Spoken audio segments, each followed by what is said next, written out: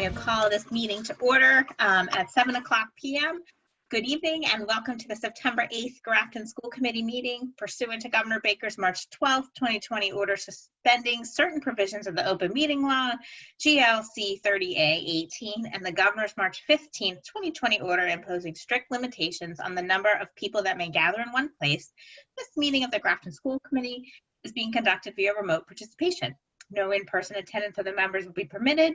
Members of the public will be permitted, but every effort will be made to ensure that the public can adequately access the proceedings as provided for in the order. A reminder that persons that would like to listen to this meeting while in progress may do so by visiting the Zoom link found on the town website or Grafton Cable or Grafton Public School website. We will need to take attendance and announce all the committee members and school officials on the call, and we'll have a roll call vote for all votes. So I will take attendance. Laura Often's here. Jennifer Conley. Jennifer Connolly here. Amy Marr. Amy Marr here. Rahul Rati. Rahul Rati here. Liz Spinney. Here. James Dewar. James Dewar. All right, and we have Jay Cummings. Jay Cummings here. Tracy Kalo. Tracy Kalo here. Kristen Gasper. Kristen Gasper here. And Anita Patel. Here. All right. Public comment is still currently suspended. Our Q&A is open for questions only, and we will not be sharing your comments during our meeting. As I've said the past few weeks, I'll repeat it one more time though, our meetings are a time for us to work together and to communicate to the public school district plans, policy, and updates. We ask our viewers at home to continue the same decorum they would use during an in-person meeting. We ask that you hold your questions until after the committee has had time to discuss and ask our own questions, as our questions may be many of yours. And to make sure that we can get to as many questions as possible, we will have our clerk, Amy Marr, monitor questions. We will allow one question and a follow-up per person during our meeting, and any questions that we can't get to we'll post on our website following the meeting. And we retain the right to ask anyone to leave who is unable to act appropriately. We always invite you to reach out to us via our school email accounts or on our GPS budget and COVID Facebook page updates. I'm also excited to announce that we've implemented closed captioning to our meetings. If you'd like to utilize the system, you may go to the closed captioning bottom that should be at the bottom of your screen, and you can click show subtitles, and they should be here. And with that, I'm going to turn it over to Jay Cummings for a fall planning update. All right.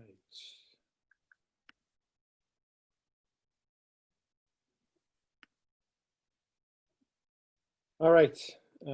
So fall reopening, I'm just going to run through a bunch of slides and of course take any questions at the end, or you can cut me off. None of this should be, everything should be reviewed to some degree at this point. I'll be surprised if I'm surprising you. Our staff returned last week, which is fantastic.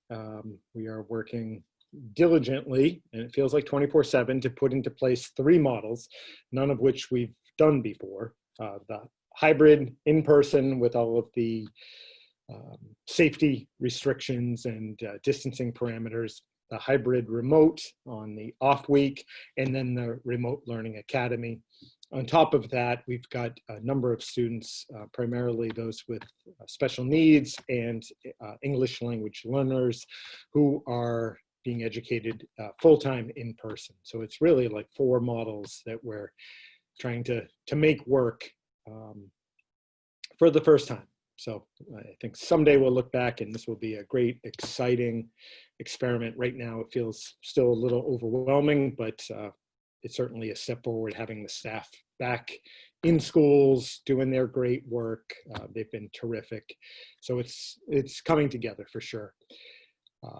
I've spoken numerous times about having a series of short-term goals. Obviously the first goal for us is on the 16th to get students back to implement the 3 models. I'm generally approaching the coming year in 2-week increments, where we want to have both of the hybrid groups in person, figure out what does work, what could be better, and then after the 2nd week, make some needed changes if changes are needed, make those adjustments, another 2 weeks, and then, keep thinking of it that way in terms of continuous improvement with those 2 weeks put together. I am incredibly thankful for the work that the GTA has done, our different units. All of our staff have been fantastic. I can't drive home enough my personal thanks that goes to our leadership team and the support team that we have in place. When I say people are working 7 days a week, more than a full day in and day out, that's probably an understatement. I have never seen a group work this hard to make something become a reality and be as good as it possibly can be for kids and staff. We're dealing with a host of different variables and challenges.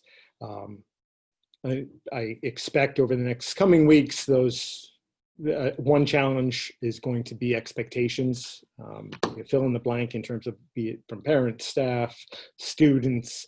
I think people are going in with very high expectations, and that's fantastic. I think we've worked very hard to create an educational product that is paired with high expectations.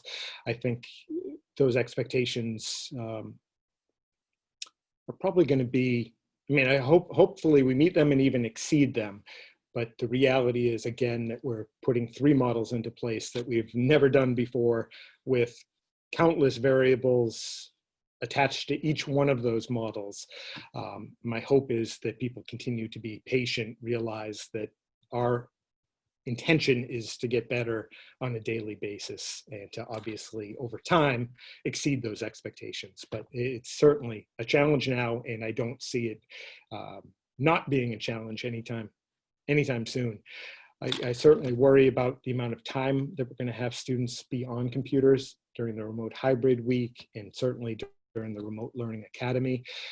As we go, this is something that we're going to definitely talk a lot about.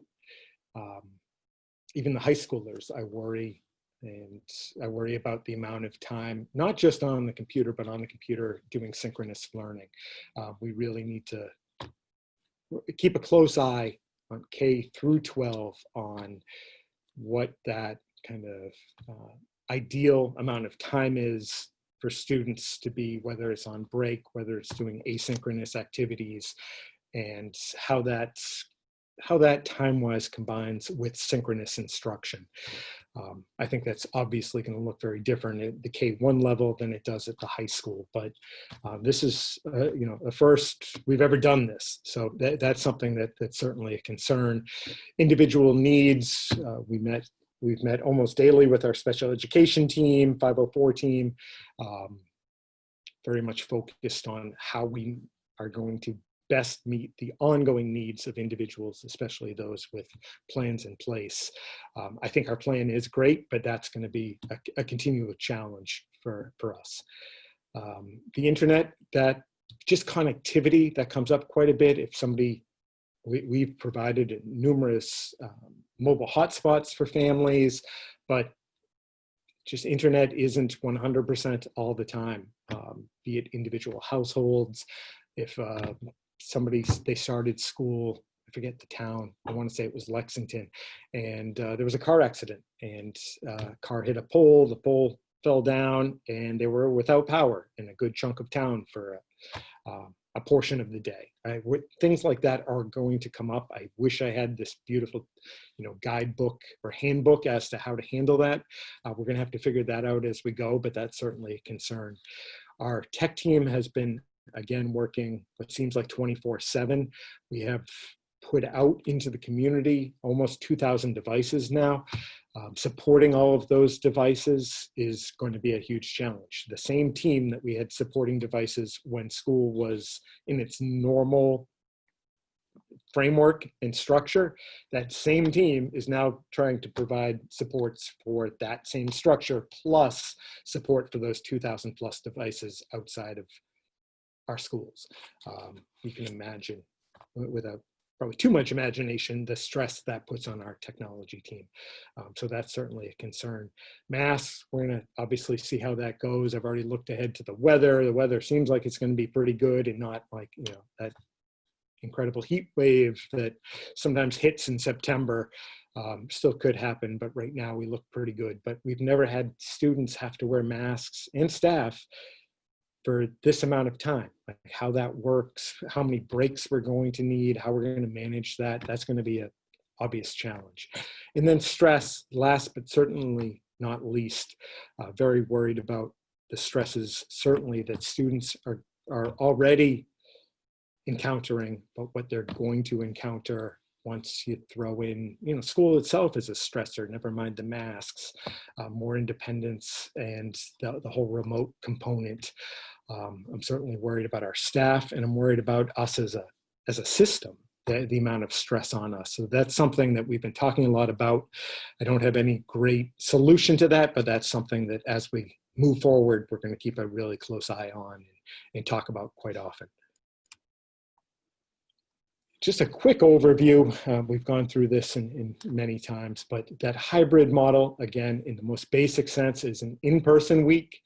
So a student that's in group A starts off the school year in person, but that will look like what the traditional schooling experience largely has looked like over the past 100 years. If you walked into a hybrid in-person week from the street, you would say, okay, that's a classroom and they're learning. We've got the spacing, we're going to have the masks, we're going to have certain protocols and guidelines basically in place. But you would look at that and see that it's traditional schooling experience. That's going to be for a week. That same group, that second week, moves to their remote week, where they're going to have that mixture of synchronous lessons with their teachers and then asynchronous lessons or projects, etc. That's going to fill up their entire school day. In terms of length, it will be the traditional school day. And that curriculum is going to line up with the students who are in person. And that, for the foreseeable future, that pattern of having 1 week in person followed by a remote week is going to continue throughout the year. And then in the Remote Learning Academy, that academy is set up for those parents and students who have opted to be entirely at home and not be in person. So we're going to have that mixture of synchronous and asynchronous lessons lining up with the curriculum, lining up with what students are learning who are in person or in the hybrid model. And that's going to continue week after week throughout the year until we have any kind of significant change to our programming. We talked a little bit about sports and extracurricular at the last meeting. I talked about Kevin Anderson. He's doing a fantastic job. He's our new athletic director. We've got the new guidance from MIAA, which has the start of the fall season in mid-September. There has been discussion, and that's ongoing with our league about potentially moving that start date back to early October, but a finalized decision hasn't been made yet. No matter what, we're going to move football and fall cheer back to late February 2021, what they're calling the fall 2, if you will.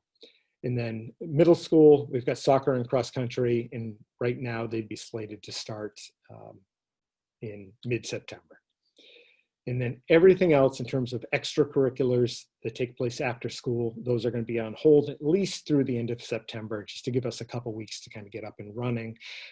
They can start remotely initially if the advisors and participants opt to go that direction. And then I wanted to just quickly identify some additional supports that we have in place. We've got Kristen Perrone, who for years has been one of our literacy specialists.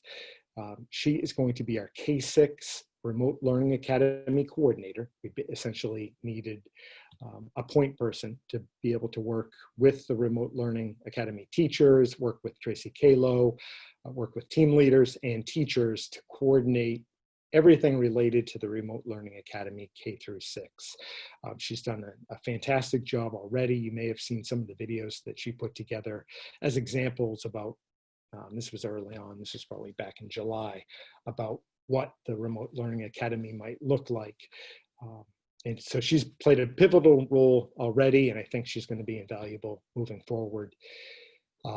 This past weekend, I reached out to Lou Boudiette. Lou Boudiette's the former longtime assistant superintendent in Grafton, who is currently retired. We asked if she would be willing to take on some work with us, helping set up those asynchronous components, so those virtual learning platforms, basically helping teachers connect with all of the different offerings, activities, assessments, et cetera, that are available through the software. She is fantastic at all things related to software like that. And she's going to work with us to help coordinate that and support the teachers in that effort.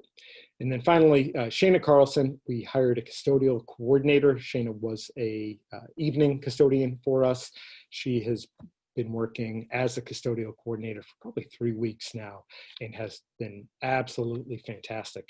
I don't know how we made it this far without her, actually, but she's done just a wonderful job working with the custodians to really define and be trained up on all of the requirements that are related to cleaning of our facilities in a very different way than they've ever been defined before. So she's been absolutely fantastic in that effort. And I think, yep, I think that's all I have. I can take any questions that you might have.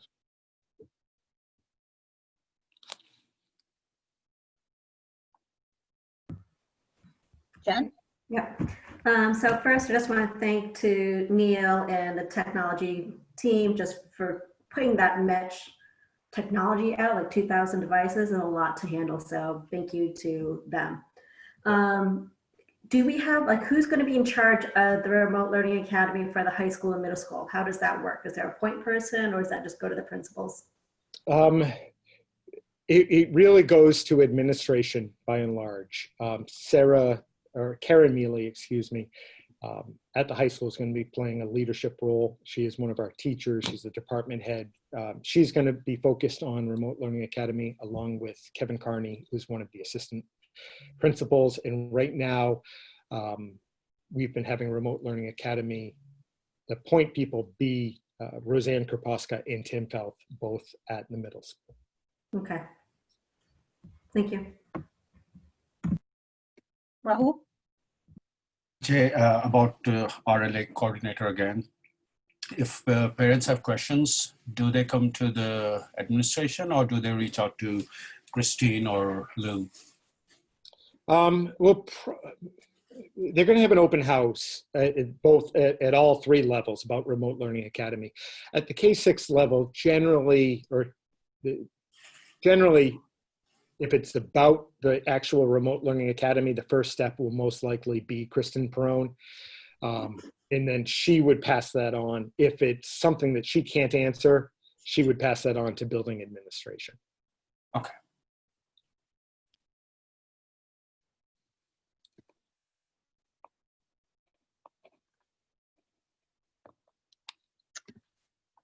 Jay, I have a question. I think a lot of the questions that people have are about the remote learning or the remote on the hybrid week, just because it's so new for everybody. So start times, be the same? Correct. Correct? Yep. Possibly different for the high school, maybe, if it's a. It should be close to the regular start time. And expectations for students running along the same lines. I'm thinking that it would be, we'd have responsive classroom and teachers would set up how the behavior expectations once they're together. Correct. Yep. Okay. Yep. And then I know that's the question on everybody's minds, of course, is when will they find out scheduling, how to log in? So that sort of thing. K-6 information should be going out tomorrow. We're ready for that. It will be this week. I'm not sure which day yet for the middle school and for the high school. I'm going to guess. I think they both said the end of the week in their newsletter for the high school. Yeah, so I don't want to overcommit there. But yeah, certainly this week.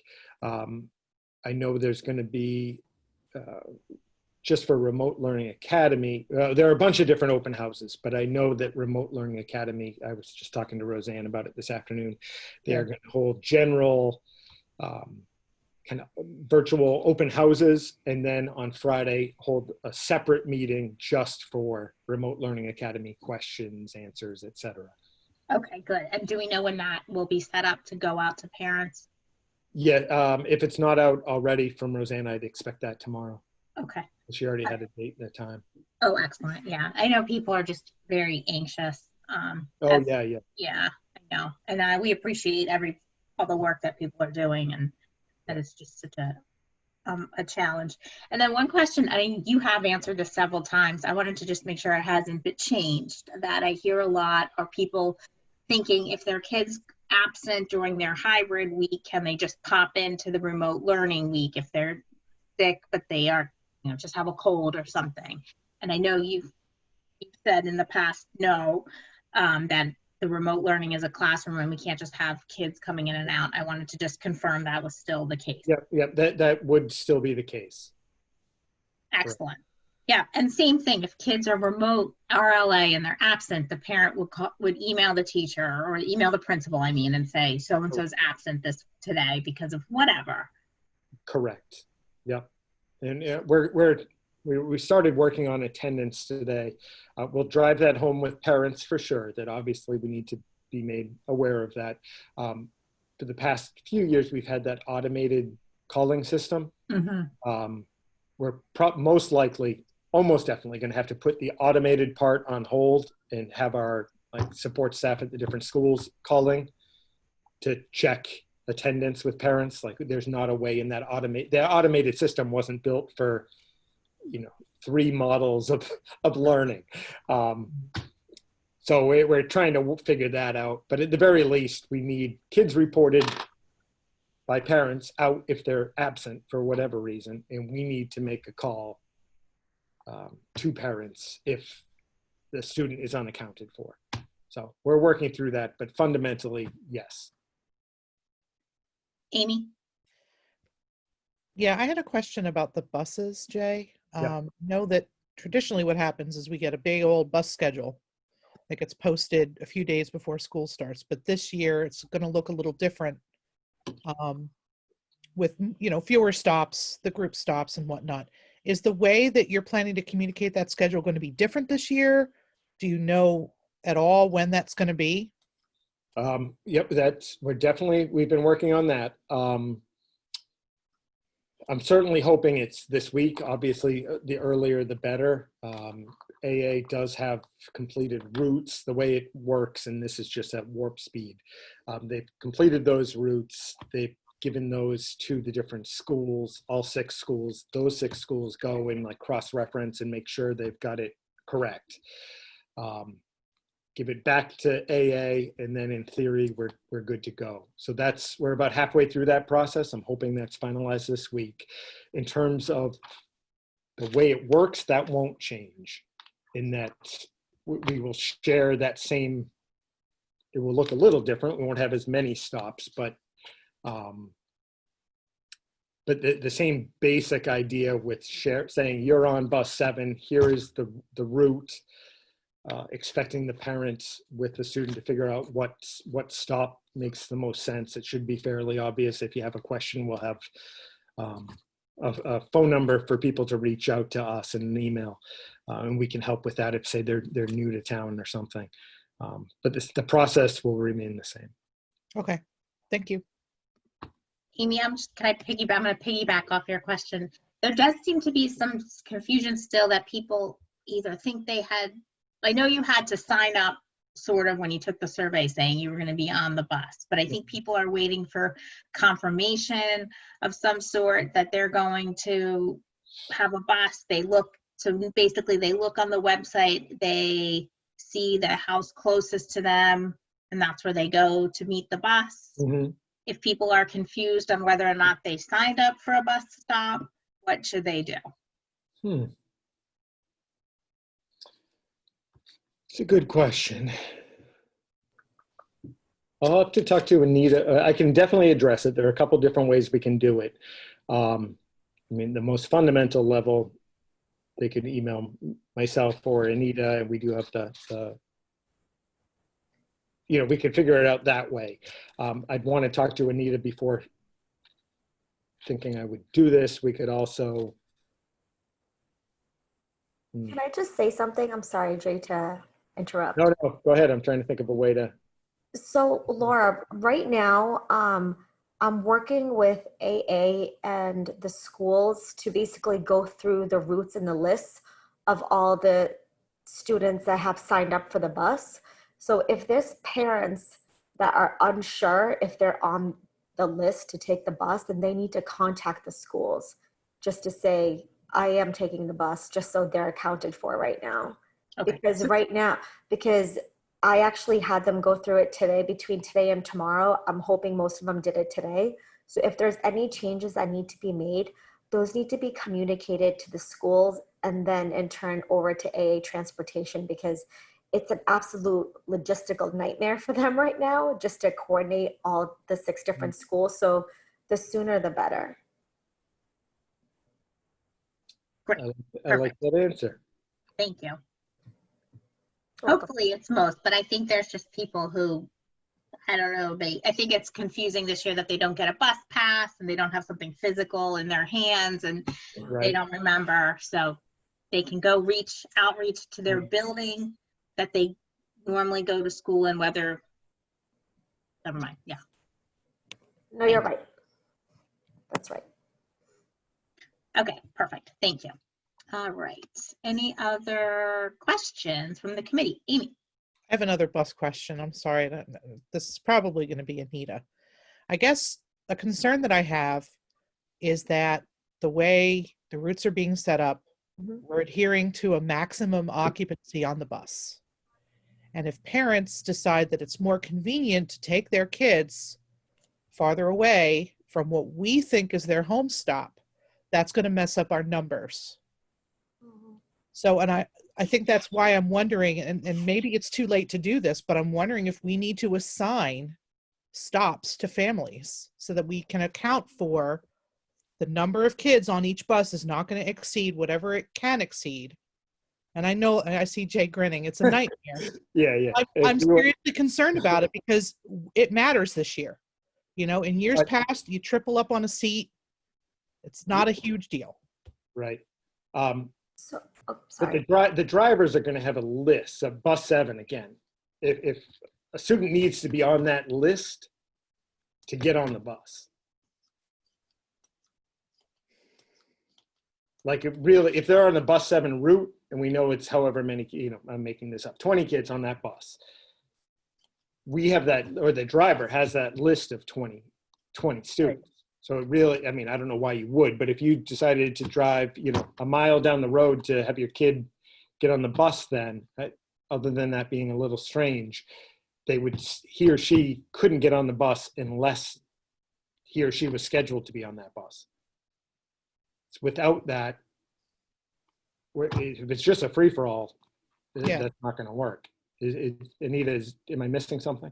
No, I was going to say the same exact thing. So Amy, basically, just like Jay said, the bus drivers are going to have a list of all the children that are supposed to be on whatever bus, and those buses are assigned according to address. So if I live in South Grafton and I'm traveling 3 miles out of the way just for my kid to get a bus, they're not going to be able to get on the bus because we need to make sure that there's enough space on the bus for the other kids that actually live in that area that need to go on that bus. Yeah, I don't know. I just seeing the kinds of questions that I've seen. Okay. I'm hoping this isn't going to be a problem, but I think maybe we just need to tell parents flat out, you need to send your child to the closest stop because that's where we have them listed. Right, well, the address is usually under the bus number, right? So bus 7 would have like 123 South Street, 345 East South Street or whatever. So you go to that one. Yeah. And you'll have a name on the list and Johnny will get on the bus and he'll say, hey, it's Johnny Often. I'm riding the bus. And the bus driver will be like, hey, Johnny, all right, go sit by yourself. Is that correct? Yeah. Yeah. I mean, I get we can't publish lists of names of kids on buses. I get that. We're publishing a list of addresses where the buses will stop, and the parents have to figure it out. I'm concerned that we're going to have some snafus with that, but I guess we'll see. Amy, do you see a lot of people doing this in practice? Is this something that you... We don't know, for example, if, like, let's say, for example, I watch Johnny Often in the morning. Johnny Often might be expecting to get on the bus at my house because that's where Johnny has gotten on in the past, but the district doesn't know that. But they should know that because you would have filled that out on the paperwork. They should, right? They should have. No, and I know what you're saying, Amy, but that's what we're trying to figure out now. So if you have, I hope that I'm just overthinking it. no, you're not. I just think the message maybe should be clear. If you're concerned or confused, reach out now to your building administrators. And that, So I guess once you that's what see I'm them- saying.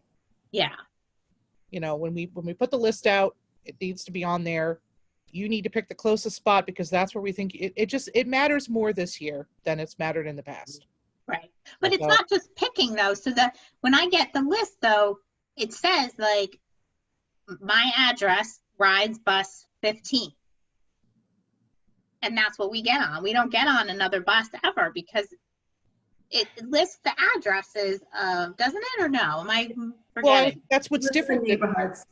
Like it lists like a specific area, but you don't, like, I don't go to a random neighborhood unless it's on my bus route. Right. And my address isn't on that list at all. My kids could get on at one of two stops and there's two different buses that go through my neighborhood.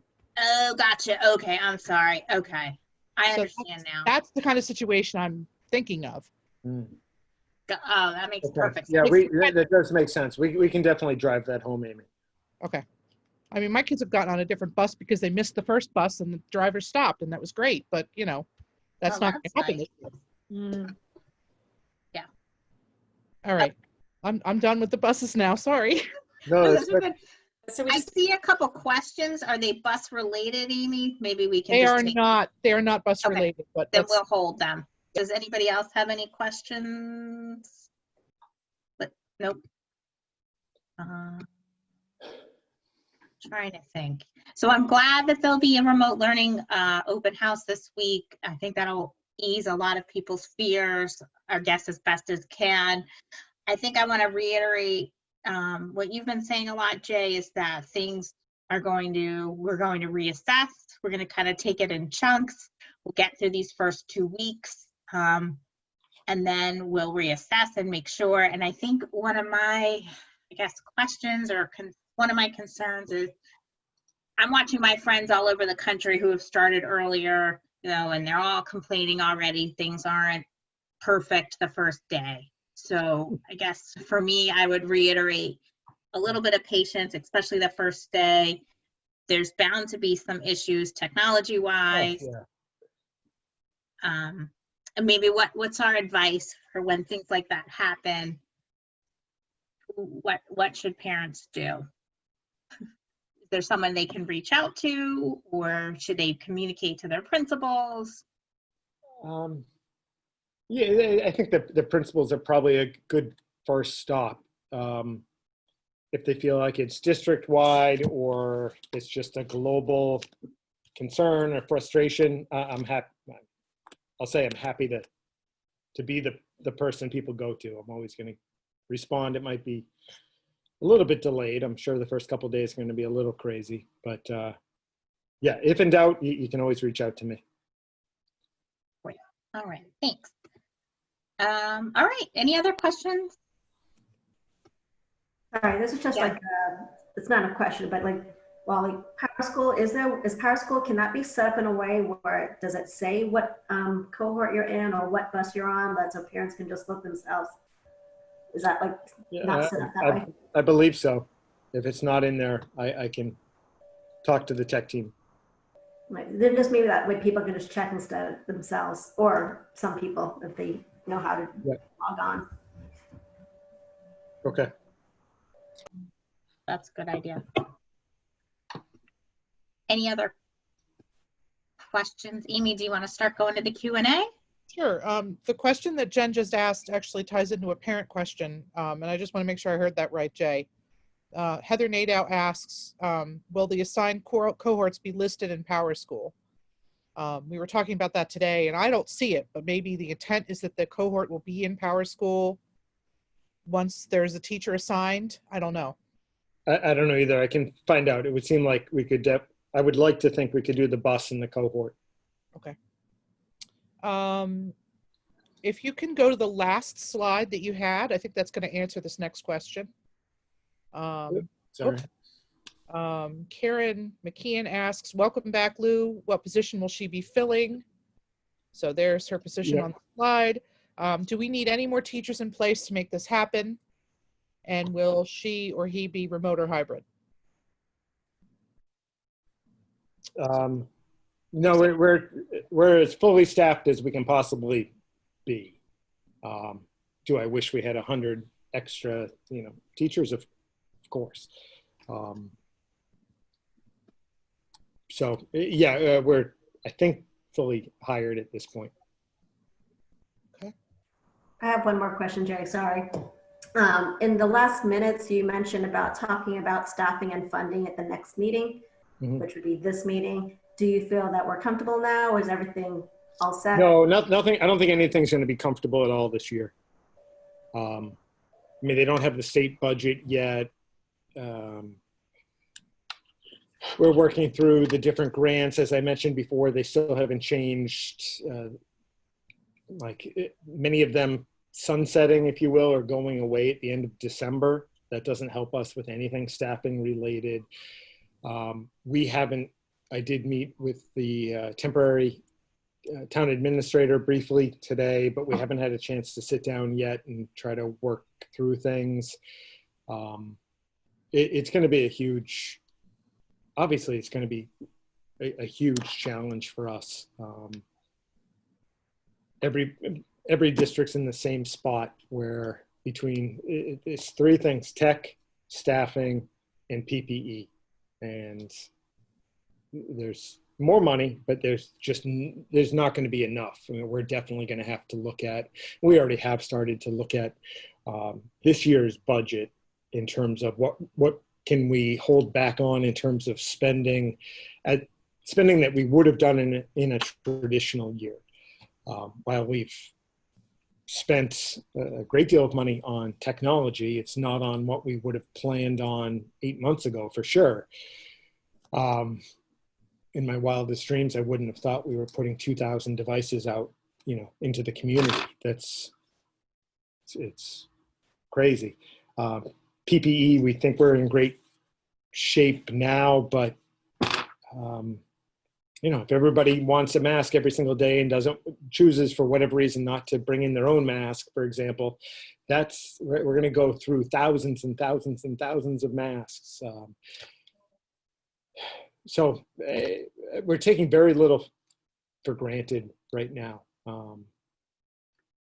So things like subs, we have a sub line in our normal budget, and it's usually enough to get us more or less through a typical year. This year, we're not going to have really any subs, is my guess, at least unless things change dramatically for the better, like in a sudden way over the next 10 months.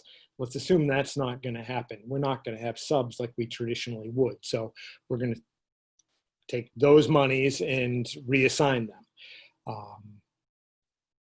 We're going to look at the tech budget differently than we would have traditionally. So we're going to have to look at everything with the existing budget, just with a new lens this year. If needed, we're going to have to dip into more of our circuit breaker and revolving funds than we typically would have. I mean, that's kind of our backstop for unknowns, and we don't know yet to what degree we're going to have to go to those, but I'm pretty confident we're going to have to. So it's definitely a big concern.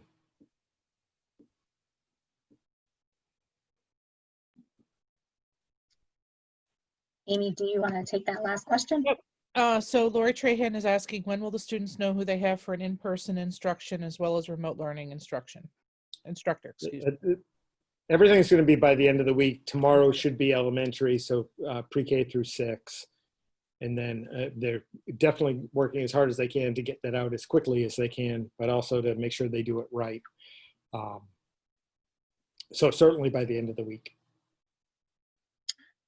I had one more question. Were we able to get the bus monitors? I know. Nope.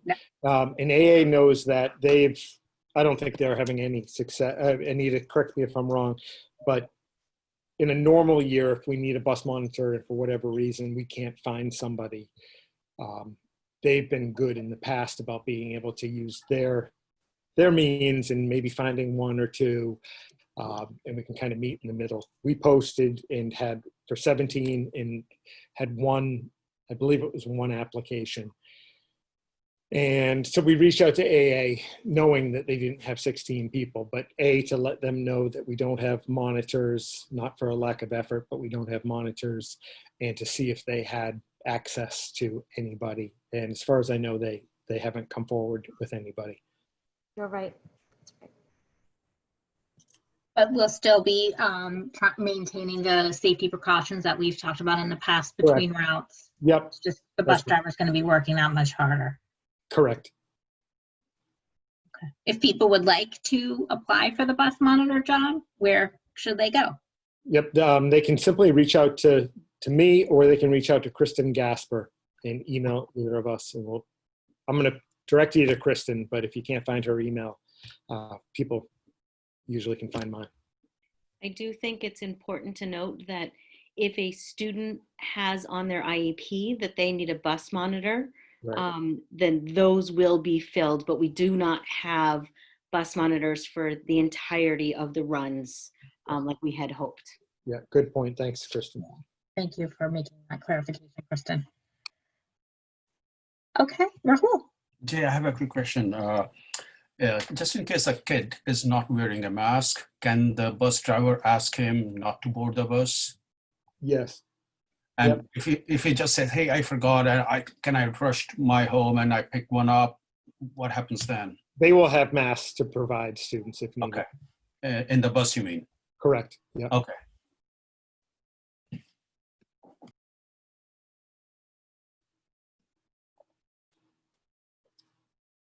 Okay, I see one more question, Amy. Nope, it's just a statement.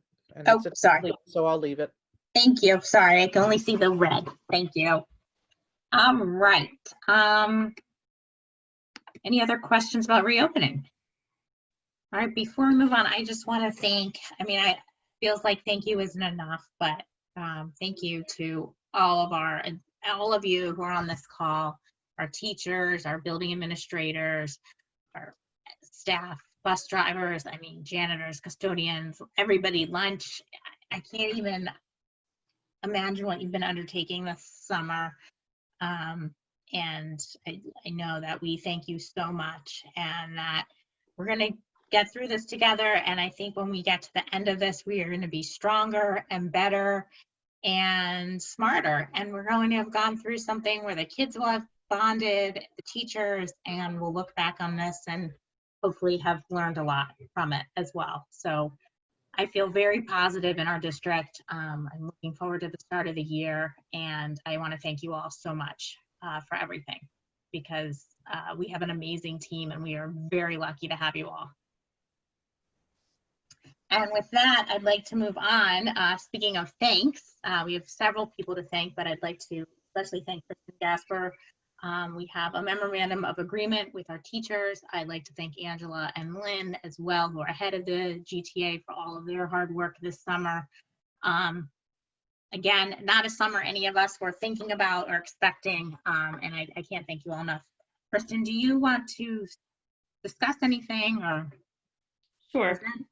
So you have in your folder a copy of the Memorandum of Agreement.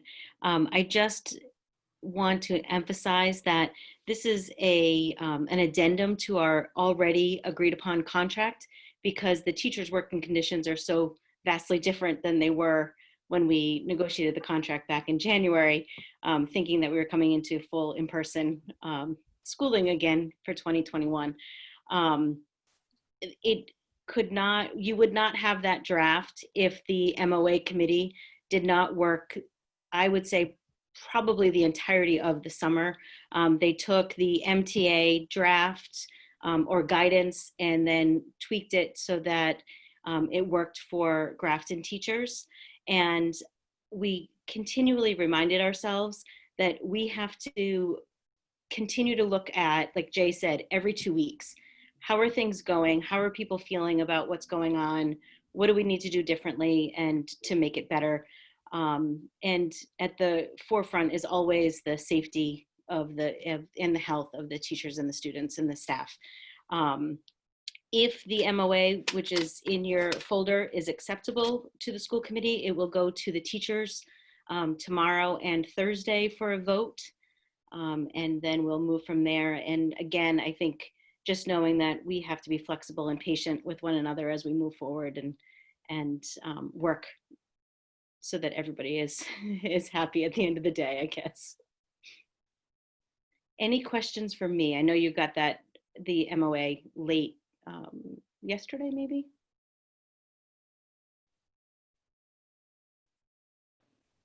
Kristen, I just had a couple of questions to clarify some of the wording. And I was looking at section 7, Okay.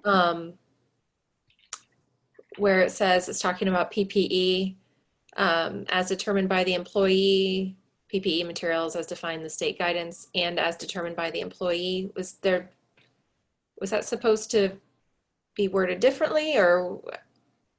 So essentially, the teachers wanted to make sure that they had available to them all of the PPE that's in the CDC guidelines. So the gowns, the masks, the face shields, gloves, all of that, they wanted to make sure that that was available to them. But there may be, say, I as a middle school math teacher may not be wearing gloves and a gown to teach math, but I as a kindergarten teacher may be wearing a gown because the likelihood of bodily fluids is probably higher if I'm teaching in a primary grade than if I'm teaching, say, a 7th grade math class. So they just wanted to make sure that it was available to them without questions asked. And so that's what we've been saying to administrators, as much PPE that teachers would like, masks, face shields, gloves, gowns, we have it available for them, so please make sure that they get it. Did that answer your question? I guess I didn't understand the language. I didn't understand what it meant at the end of that. I was a little confused by the reading. Oh, because as determined by the employee is twice. Yeah. Okay, so that's just a typo. It's a typo. Okay. I just Yep. So it is as determined by the employee. As I said, if they don't want a pair of gloves, they don't need to have a pair of gloves. Okay. Well, okay. I understand it. That Yep. makes sense then. I'll mark that. And then regarding the reference to the calendar, it says the calendar as set on August 17th, 2020. Was that the date it was communicated to the teachers? Because I think we voted on it was it August 4th we voted on the calendar? So it could be, and maybe when they got it, I can certainly make that change. Okay. I can check back on school committee minutes. Make sure all those things are correct. Let's see. And then just minor thing right in that same section where it says SC, if that could be spelled out to school committee. Sure. Again, that's the lawyer and me making sure Nope, that's someone else reads this, they know what we're talking about.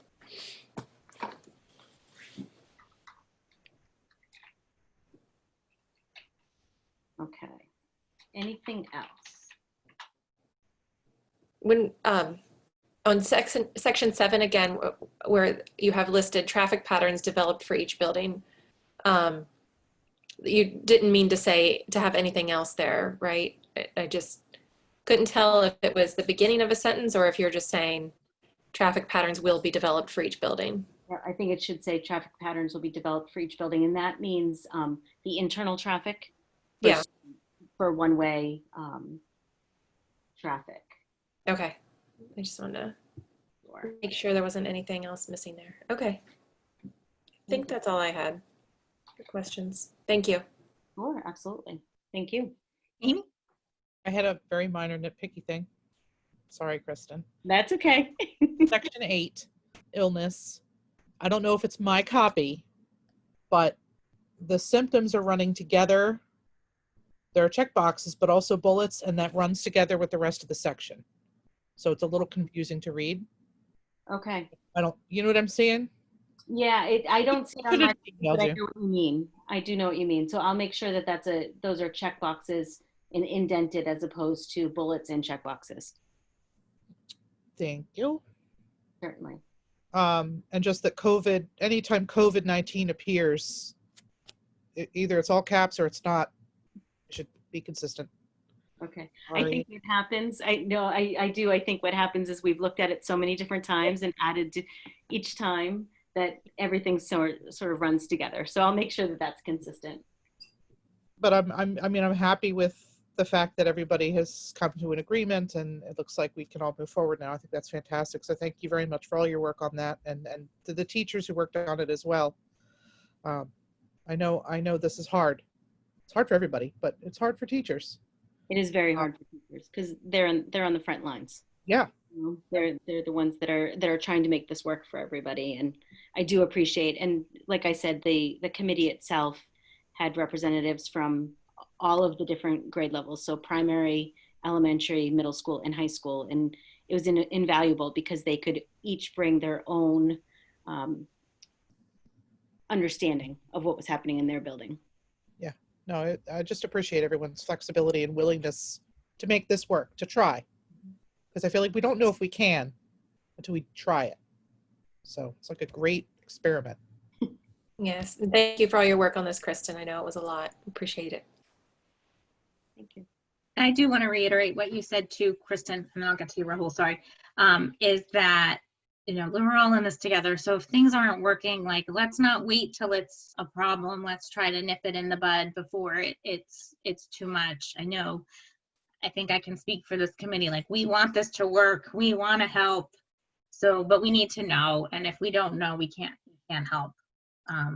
So, Rahul.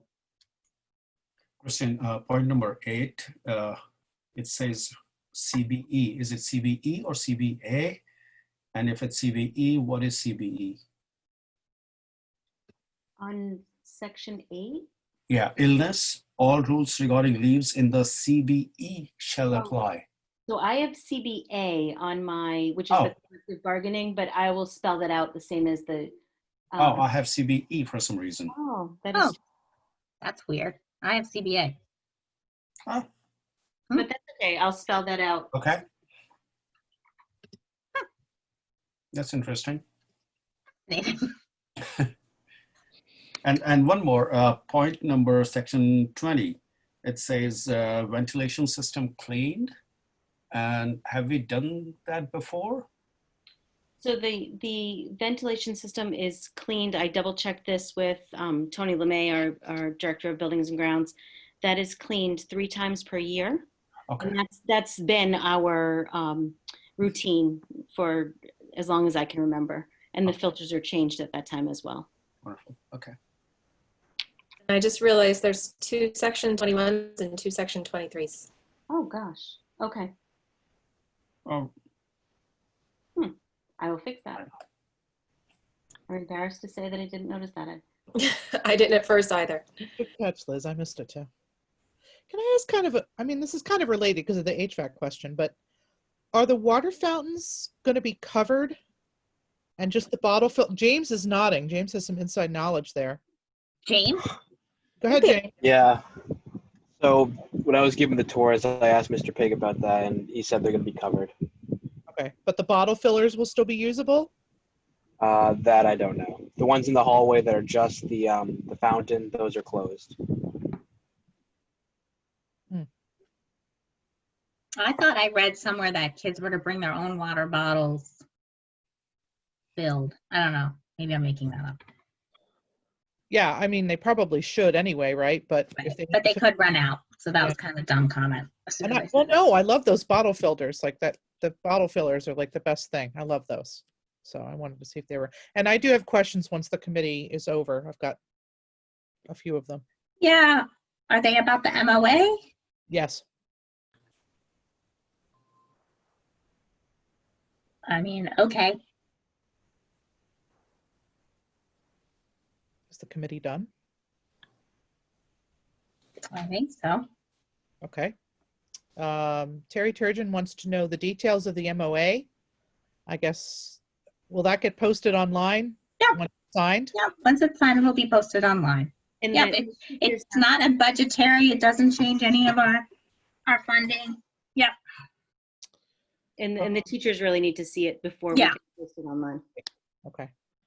And then the other two really aren't. So I'll just leave those. They're not about the MOA. Okay, great. Well, again, Kristen, Angela, Lynn, all of our teachers on the, want to thank you so much. Can I have a motion?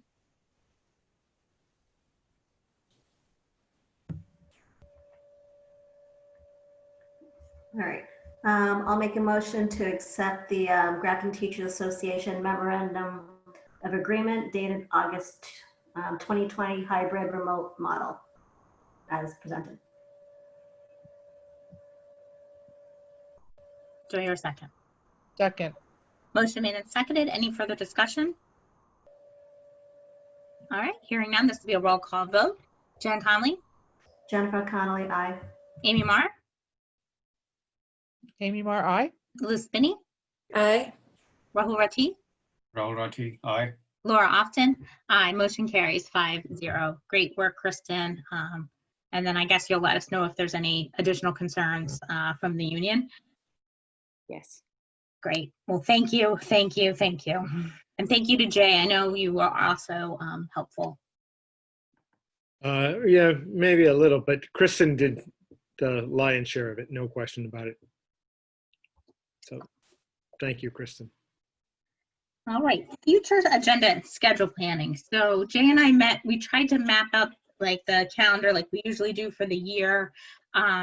It's been a little bit daunting, I guess, or maybe not daunting, but my regular school committee I'm trying to get things back to normal. Like normally we'd have Tony LeMay come in and he would give us an update on the summer projects, and we would hear Tracy about what's going on with PD and all of those things. And I haven't wanted to start doing that because I know everybody is super swamped, and I don't want to add more to their plate. And I think we're all kind of getting towards that, let's get school started, let's reevaluate where we are. And that's kind of where I've been. I haven't forgotten about any of those new things. And as Jay alluded to, I think our budget process this year is also going to be challenging in a new way than it normally is. And we've been trying to talk about how to kind of frame the budget coming up. So I think probably, and I know we've kind of just been one at a time meetings, and I apologize for that to you guys for not looking like we're being a little more thoughtful, but we are. Is there anything you want to see next meeting that we can talk about? I think we'll have a week of school under our belts, so we can certainly talk about the first week. And I know we're going to move from the budget this week, so hopefully we'll have more to talk about that next week. But anything else from the committee that they want to see?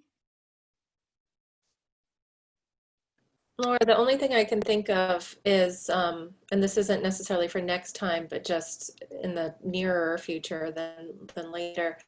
I think in the spring, the school committee usually hears from the principals of the different schools, and yeah. I'm just wondering if maybe an earlier meeting with them this year would make sense to get sort of their take on how things are going. But while, like you said, we can fix things or change things or react to them in some way. Not right away, obviously, but I don't know, later in October or something. I was just throwing it out there. Yeah, so that's a good point. When we meet with them in the spring, it's when they usually present their school improvement plans. So we would still hopefully want to do that. But then just have a separate time with them to come in and just give us an update. Jay, I would kind of look to you to make sure that wasn't going to add too much to them. I know Liz said we could be flexible, so later October, or when they Okay. have a little time to come up for air. Okay.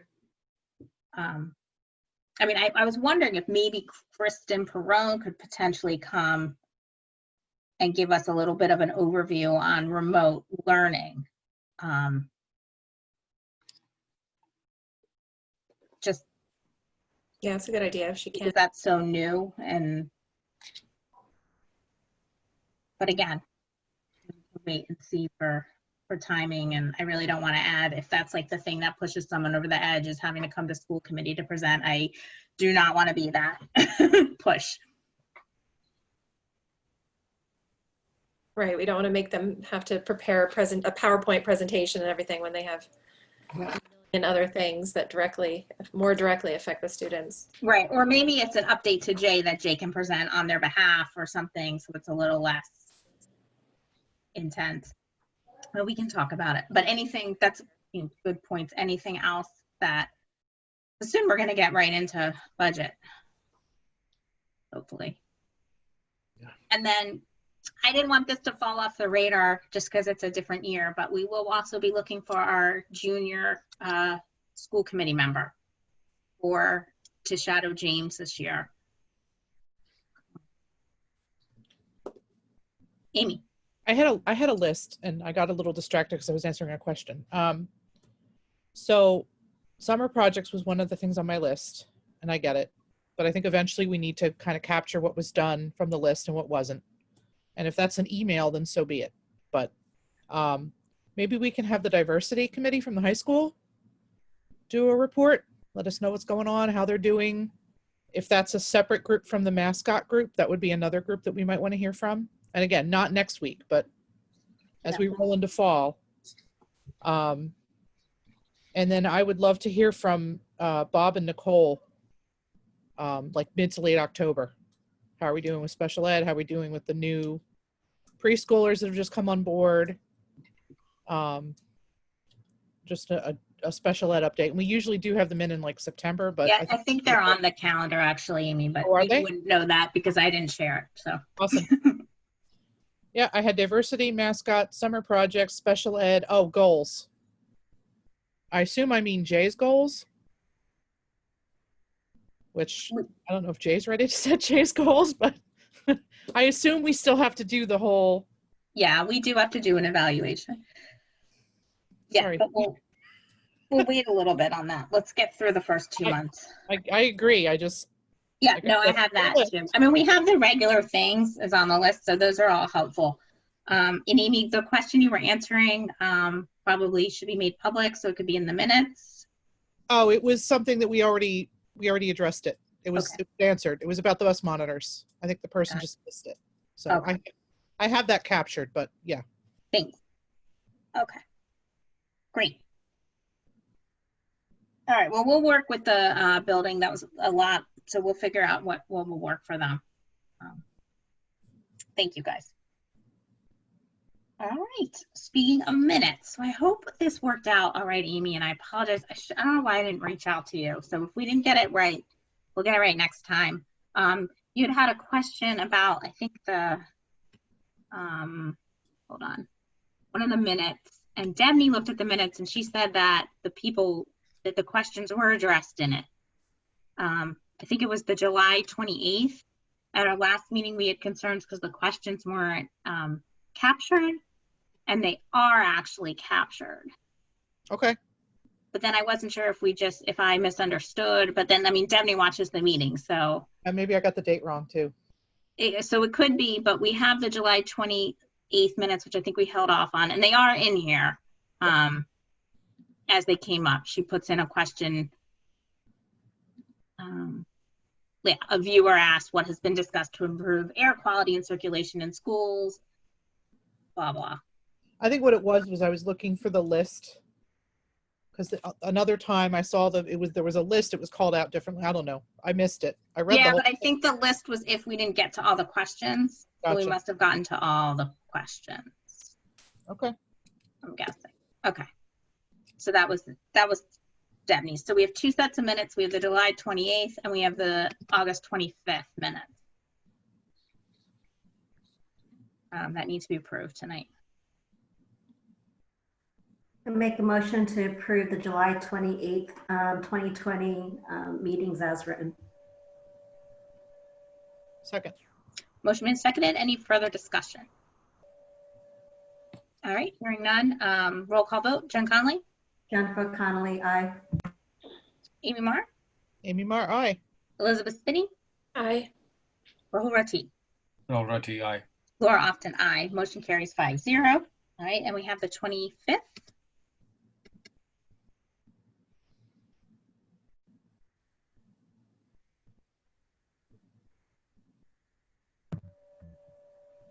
I make a motion to accept the August 25th, 2020 meetings as presented. Second. Motion made and seconded. Any further discussion? All right, hearing none. All those roll call vote. Jen Conley, Jennifer Connolly, aye. Amy Marr, Amy Marr, aye. Rahul Rati, Rahul Rati, aye. Elizabeth Spinney, Aye. Laura Often, aye. Motion carries 5-0. All right, my screen just changed and I'm like, who left us? Anita. Okay. Like I said. Okay. Great. Thank you, Debney. So Jay, we're going to pass over the budget. That's correct. Okay. Passing over the budget. The warrant, I believe.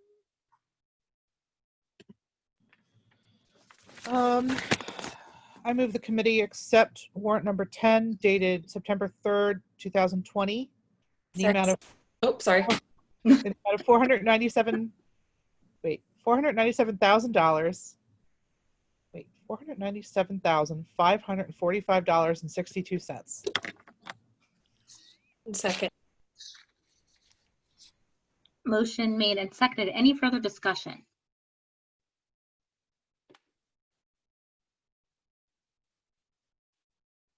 All right, I have just a quick discussion. It's not really, well, I'll wait till after because it's not exactly on this motion. Jennifer Conley, Jennifer Connolly, aye. Amy Marr, Amy Marr, aye.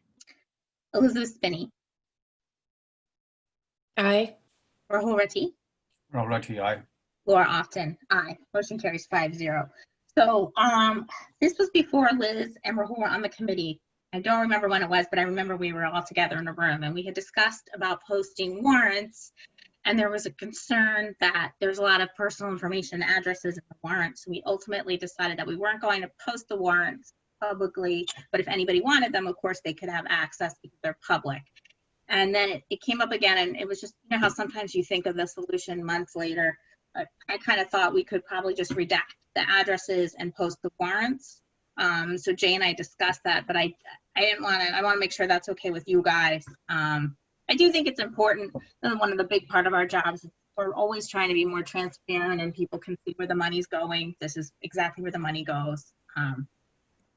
So I'm okay with it, but I didn't want to, I don't know if I'm missing anything, and I definitely didn't want to just do things.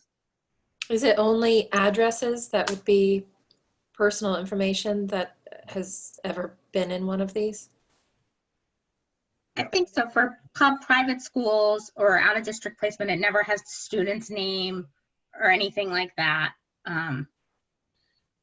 So going forward, actually, we were able to go back to, I think it was March, and I was able to, Rose Page, who does a brilliant job, was able to produce, basically redact and take out the addresses, any kind of personalized addresses.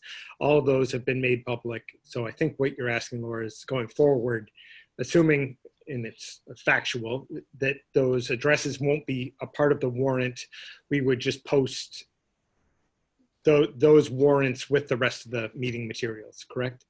Yes, and then Liz was asking, is it just the addresses that are Yeah. personal? Yep, it is. I don't believe I've never seen anything beyond that. I don't believe I have. Yeah, getting off the- but- I don't know if it was my internet, but I just missed that. Was it Yeah. everybody's? Okay. Oh, I just said I haven't seen anything else that's personal, of a personal nature, but I wanted to ask because you all have seen a lot more warrants than I have, so. Yeah, no, it's a great question, and one that we can keep in mind as we review too, since we'll review them before they go public. Right. But great. Thank you, Jay. Thank you, Rose, for helping with that. All Rose. Well, thank you, Rose, because I know it was a little bit of an admin task at the last minute, but always want to be as transparent as we can. Okay, speaking of transparency, we have a lot of policy. None of it, there's only one that should be new from last time. Most are second readings. I printed out today. Get me. But I will share my screen, and Liz, you and I can tag team if that works. Okay. Liz, you're a little in and out from me. Or is me? No, it's It says it's unstable. I won't make the joke again, but I shared that joke with my family, trying to make them laugh, and it didn't laugh. They didn't laugh with me. Oh, whoops, this is the one. If I try to talk and you just give me some signal that I need to repeat it, and Okay. I spent like a bunch of time making sure that I could come and share the right thing. Here we go. It's a tab, the second tab. Like that. Oh, thanks, Amy. All right, so first one is the mask policy that we talked about last week. This is our second reading. The addition, we made all the edits last time that we talked about from the committee. And then what is new this week is this year. We know that a lot of people have been curious about what kind of masks to wear. Do the gaiters count? You know, can you wear a bandana? And ultimately, we decided no. We're not going to consider those appropriate masks unless we get new guidance that comes out, and then we can change this policy. But as far as school opening, they have to be reusable, disposable, and will need to fully cover the nose and mouth and be secure under the chin with 2 layers of breathable material, etc. So that was the piece that we've added. And again, if CDC or somebody comes out and says, yep, gaiters are great, we'll change the policy and we can have gaiters. But for parents that are looking to get masks right now, gaiters are not acceptable for our policy. And I think that was the big change since you last saw it. Liz, anything else? that was it. Any questions? I know there have been a lot of concerns and questions about the mask policy. No, I think what you said is right. I think this is one of those policies that we're going to be make adjustments to, you know, as the science improves, as we understand the transmission better, you know, hopefully, you know, we get more evidence that gaiters are okay and we can use them. And if not, our top priority is to keep everyone safe. Yes. You know, I hear the concerns. I think the policy is good because it covers everything I could think of in terms of who, you know, who is exempt and who is not and how that's handled. And if parents have questions, they should absolutely, you know, feel free to, you know, contact the building principals and ask about it. And all the citations at the bottom help so much too, because parents can look at that and say, okay. Well, I was trying to get to the citations. They're right there. We didn't just make it up. What, Liz? Excellent. Yeah, we didn't just make all this up.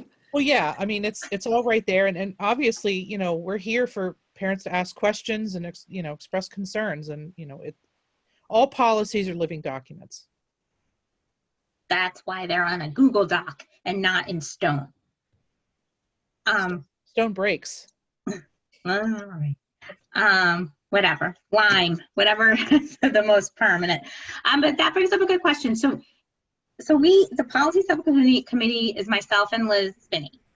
So if there's ever any policies that you're concerned about, feel free to send us an email. That is probably the best way to get in touch with us. We have changed policies in the past with parent concerns. We're always happy to look at them. We may not agree, but we're happy to look. I think the policies are here to keep our students safe and to offer guidance. And I think that's all I want to say about that. So this is our second reading. I have seen some communication kind of already about this policy going out from the schools, but this will be a good one for, I think, all the building principals to send out again.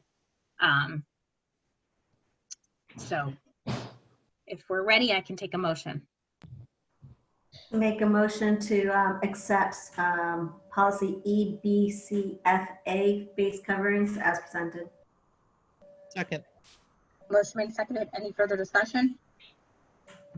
All right, hearing none. Roll call vote. Jen Conley, Jennifer Connolly, aye. Amy Marr, Amy Marr, aye. Rahul Rati, Already, aye. Liz Spinney, Aye. Laura Often, aye. Motion carries. Thank you. All right, and thank you, Liz. All right, remote learning. This was a new policy. I don't think we had many edits last time on this. So I believe this is just coming back as a second reading. I don't know if anybody had any questions that they thought of in the 2 weeks that we can answer.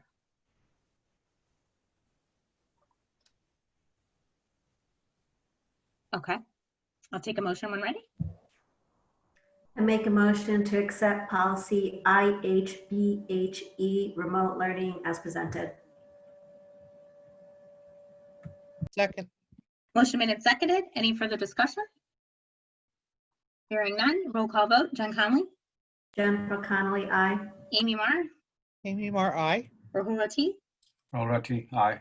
Liz Spinney, Aye. Laura Often, aye. Motion carries. All right. And then this was the amendment, addendum, excuse me. Amendment, the addendum to this.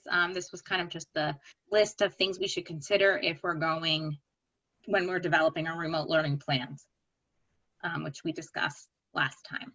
Oh, sorry. Sorry, Jen. I don't mean to be making people seasick. I'll take a motion unless anybody has any questions or concerns. I make a motion to accept policy IHBHE-E remote learning addendum as presented. Second. Motion made and seconded. Any further discussion? All right, Jen Conley, Jennifer Connolly, aye. Amy Marr, Amy Marr, aye. Rahul Rati, Already, aye. Liz Spinney, Aye. Laura Often, aye. Motion carried. All right, the next one, there definitely were a few edits on. Liz, maybe you can jump in on this. This was the education home instruction policy. I think we made the edits that we talked about last 2 weeks ago, and the one that some of the things that we wanted to add that to make it clearer are highlighted, which we'll take the highlights out, but that text workbooks, instructional materials are provided by the parent guardian. Supplementary materials are also provided by the parent guardian, just to be clearer that the school district wouldn't be providing any kind of materials. And then we just added this, which we talked about 2 weeks ago, that if they're being educated at home, they might have access to school extracurricular activities, but they need to get approval from the superintendent. Anything to add? Sorry, Liz, you can jump in. I'm sorry. No, that's it. You can do the next one. Any other questions? This one, here's what it says. Anything else? No. Anything else? Oh, sorry. Yeah, that's it. Okay. I make a motion to accept policy IHBG alternative education home instruction policy as presented. Second. Motion made and seconded. Any further discussion? Jen Conley, Jennifer Connolly, aye. Amy Marr, Amy Marr, aye. Elizabeth Spinney, Aye. Rahul Rati. Already, aye. Great. Motion carries. All right, Liz. This is the attendance K through 12 policy. I'm trying to remember if we made any, I don't think we made any significant changes to this one either, did we? I don't think we did either. I think they were in the next one. So anybody have any questions on this one? All right. I make a motion to accept policy JE attendance K to 12 as presented. Second. Motion made and seconded. Any further discussion? All right, Jen Conley, Jennifer Connolly, aye. Amy Marr, Amy Mar, aye. Rahul Rati, Rahul Rati, aye. Liz Spinney, Aye. Laura Often. All right, motion carries. Laura Often, aye. I don't think I voted. Carries 5-0. All right. Then this one, Liz, if you want to go through this. Right. Scrolling down, I'm trying to remember the changes we made to this. I don't think those were significant either. I don't think they were either. I think this one was the one that was kind of carried over with Jay's kind of new emergency rule, and just we kind of just stress that kids should stay home if they're sick and not be too concerned about the policy for this year. We basically made just grammatical changes to this one and clarification to some of the wording. That was it since last time. I do just have a brief question. Was this, hold on, I'm just looking at it. Is this the middle school and high school one? This is, yeah. Did they just go through it? I just didn't know if there's going to be, if people had thought, if there a different type of policy when it comes to remote learning, or just keep everything the same. I just want to make sure that it went through the schools. It did. It did. For now, we're going to, at least for the first few weeks, keep it the same. And then obviously as we move forward, we may end up having some modifications, and we would obviously bring that to the policy subcommittee. Okay, thank you. One question I had, and I think this came up last time, but I just want to make sure. We're not doing detentions and That's correct. No. that's just in there for normal times, and we're leaving it in there because, have we given any thought at all to what the ramifications will be if we can't do those things, or is it just too soon? I think it's too soon. I'm guessing they've talked about it at the building level, but I haven't spent any time on that yet. Fair enough. Yeah, this might be one we need to revisit. Thanks. And we talked about that. We talked about how we're just going to have to see how this plays out, and whether the attendance becomes an issue with remote learning or not.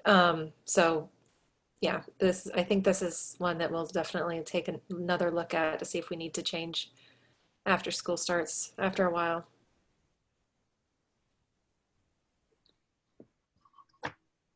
Okay. Any other questions? Can I have a motion? I make a motion to accept policy pandemic JE-R1 student attendance K-12 as presented.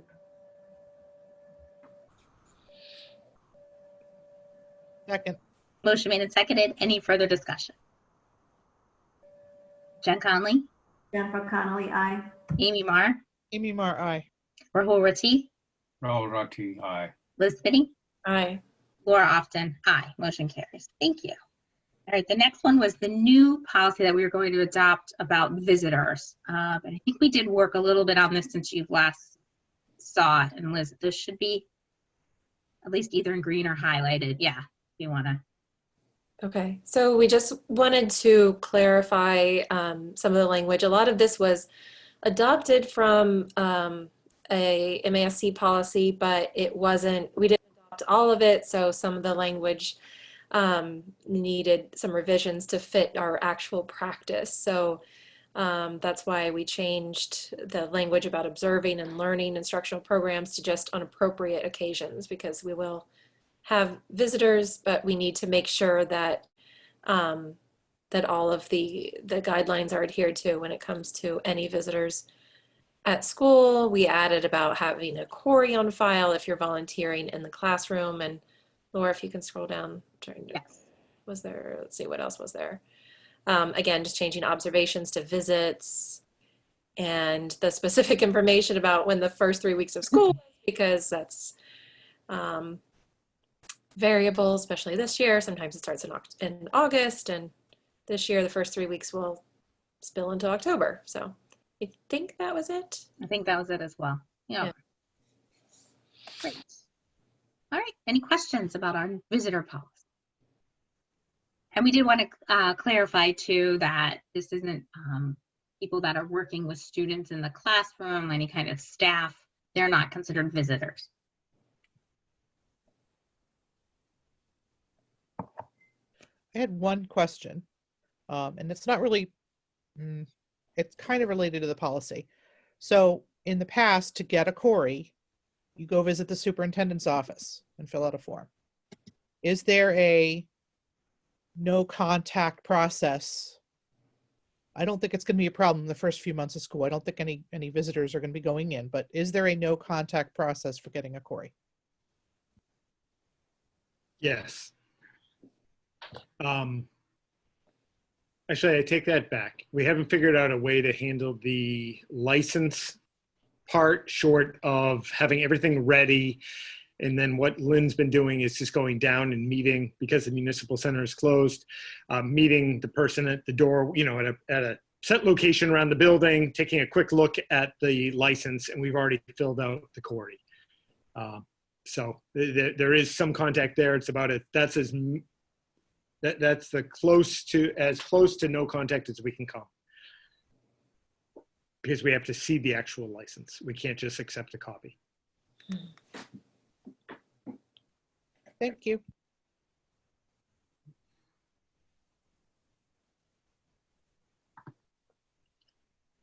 Okay, any other questions? Amy? We do have an audience question if the committee is finished. Okay. Terry Turgeon asks, can you define appropriate occasions? So that is just meant to be a little bit broad, because there are circumstances in which visitors are invited to school, or I think this year especially visitors will be limited substantially. We won't be having people, you know, reading in classrooms and things like that. So it's meant to be a little bit vague, but I think it will be communicated as to when visitors are invited and welcome to the classroom. Is that already? Probably the most common thing I can think of off the top of my head is sometimes we'll have families move from other countries and be looking to register and being really understandably super unsure about what schooling in the United States and Massachusetts looks like. The principal will sometimes have that. Oftentimes the student and the parent in and go visit some classrooms and really just start to have a core discussion about what education looks like. So there's a shared vocabulary, a shared basic understanding of what schooling here in Massachusetts and in Grafton looks like. That's one example, but that's going to be done infrequently and most of the time with the principal or a designee. Yeah, and then we are clear about the guidelines on what they're voting. And this isn't to just distract parents from coming in and volunteering and being invited in. It's more just to put some policy that it's still a school. And you can't just have, you know, mobs of people just coming in whenever they want. It's for some safety protocols as well. Right. Any other questions? We have a follow-up. Terry Okay. asks if this will preclude parents of SWD from seeing classrooms and programs. Nope. Amy, can you say that one more time? Will this prevent parents of SWD, students with disabilities, from coming into view programming, seeing No. classrooms and programs? Well, that would fall under that as well. Right, that's what I thought. Okay.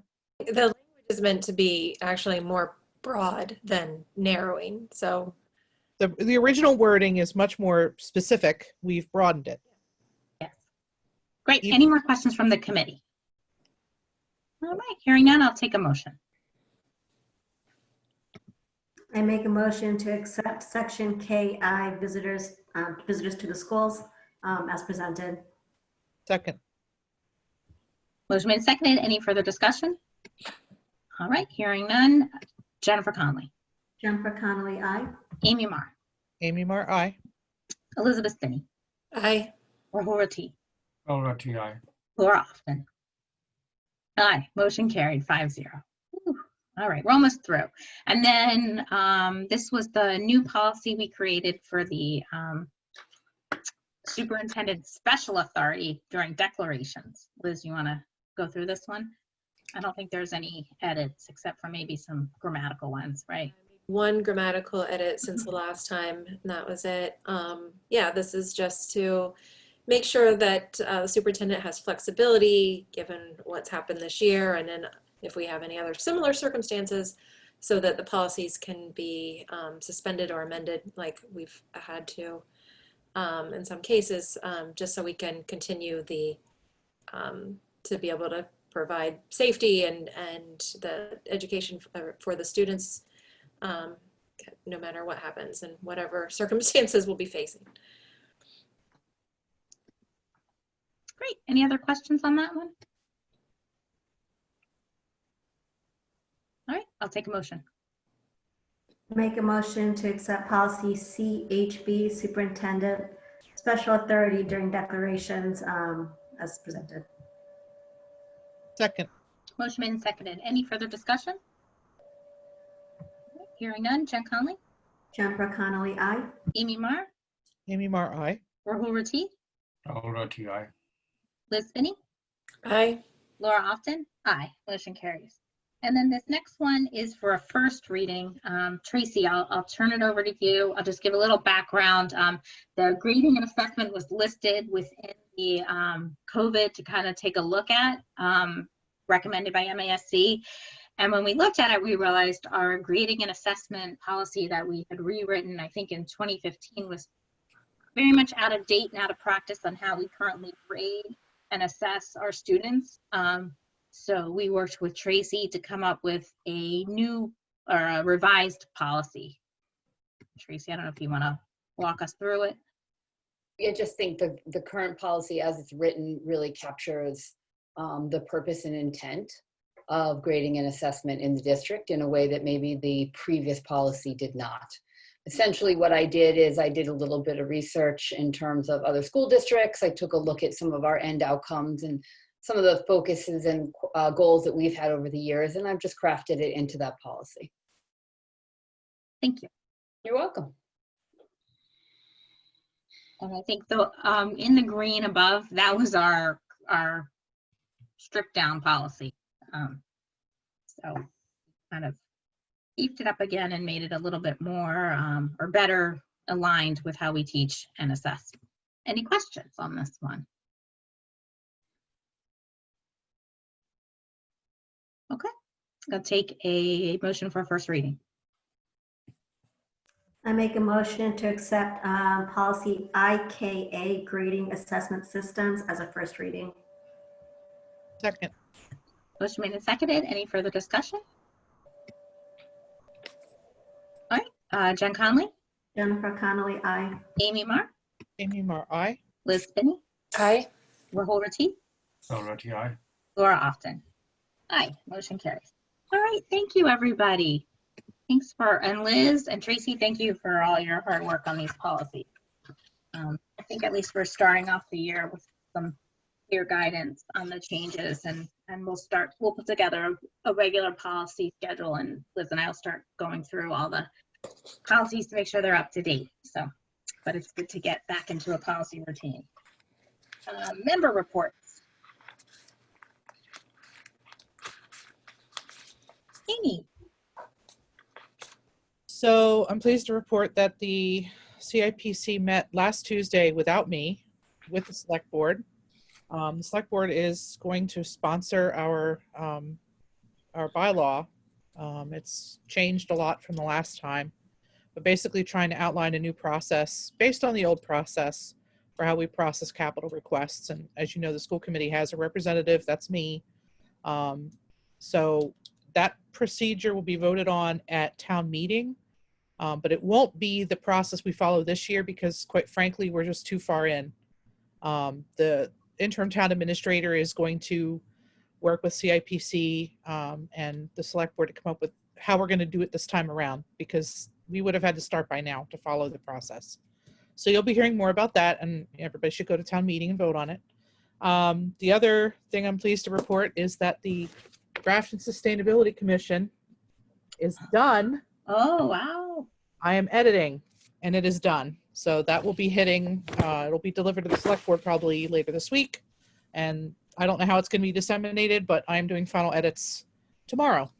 So, yeah. Wow. And again, Well done.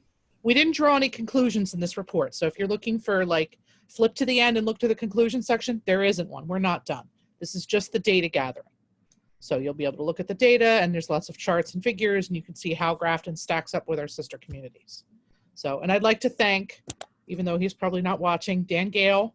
He'll be on the thank you and credits page, as well as Jay, who met with us, for their support in putting this together, as well as our field director, Tracy Novick, was a great resource for us. So they'll all be on the thank you page.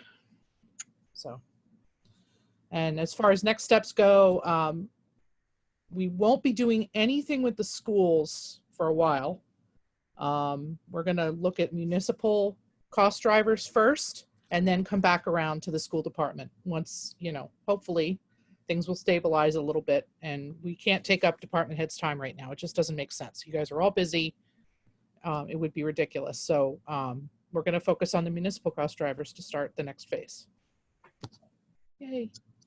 Great work to you and your committee. I'll look forward to seeing it. And thanks for thinking of the school times during this unprecedented time. It was kind of a no-brainer, but we all agreed on the last call that it wasn't going to happen. We have to move forward somehow. So this is how we decided to do it.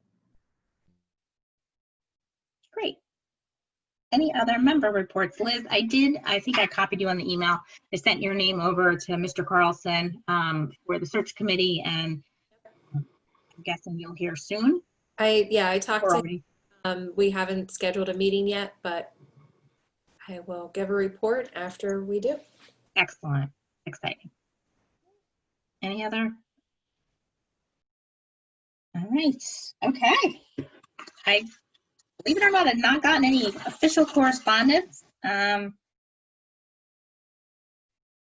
So before I take a motion to adjourn, I just want to wish everybody a happy opening of schools.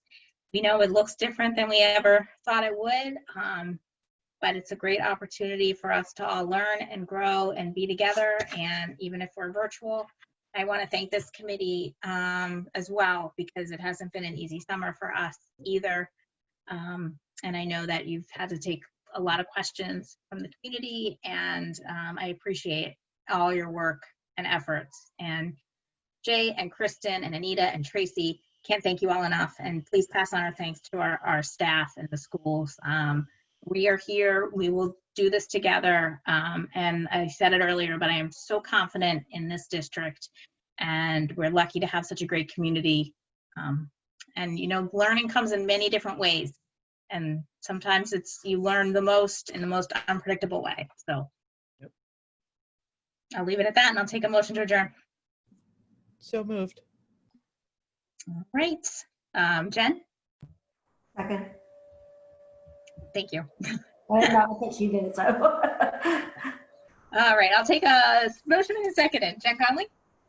Oh, I thought she moved. I think she moved. Okay, make a motion to No, she moved. We're seconding. I just need you to vote yes. Sorry. Or no, I don't want to pressure you to vote either way. Jen Connolly, aye. Amy Marr. Amy Marr, aye.